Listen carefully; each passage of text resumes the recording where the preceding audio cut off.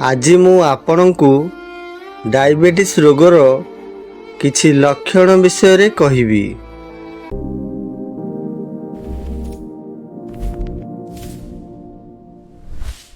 Diabetes बा मधुमेह रोग वर्तमान सबुठारु बड़ समस्या भाव में उभा होइछि। विश्वर जनसंख्या हिसाब रे प्राय 8% लोक एही मधुमेह रोग रे पीड़ित अछंती। आम भारत रे प्राय 80 लाख लोक एही रोग रे आक्रांत। एही रोग साधारण लोकंक पई एक चिंतार कारण होइछि, कारण मधुमेह गोटे एमिति रोग ताहा एकाधिक रोग को जन्म देई थाए, जथा किडनी रोग, हृदघात, दृष्टिशक्ति हराइबा एवं स्नायु रोग। जदि उचित समय रे एही रोग को चिन्हट करा जाए तेबे यार निराकरण होई परिबो।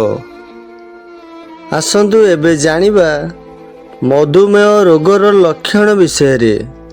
बारंबार परिस्रा लागिबा मधुमेह रोगर एक लक्षण।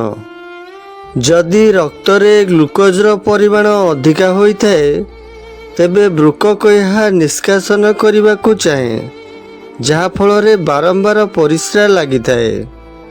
बारंबार शोष लागिबा और तंटी सुखीगला परी रोगर लक्षण।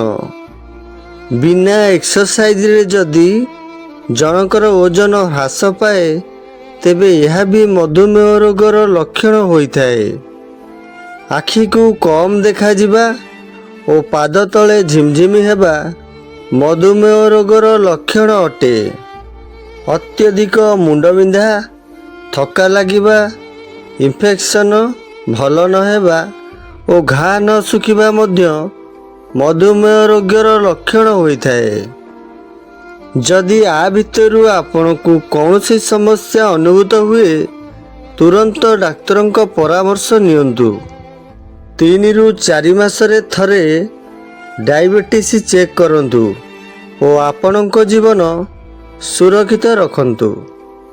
आपण मानकु एही वीडियोटी केमिति लागिला कमेंट करी आपणक मतामत निश्चय जणाइबे। रहुछि, देखा हेबो परवर्ती वीडियो रे। जय जगन्नाथ।